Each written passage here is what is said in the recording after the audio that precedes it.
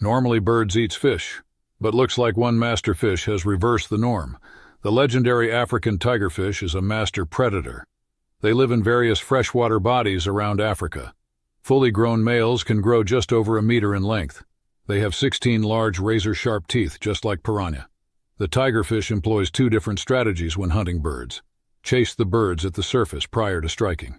This is similar to sharks or piranhas, but second method is very unique to this master tactician. They remain deeper in the water and suddenly lunged upwards at birds with eye-blinking speed. This second hunting behavior is more successful, capturing a bird on roughly 1 in 3 attempts. Scientists believe the behavior may have been adopted out of necessity because of limited food supplies in the tigerfish's habitat.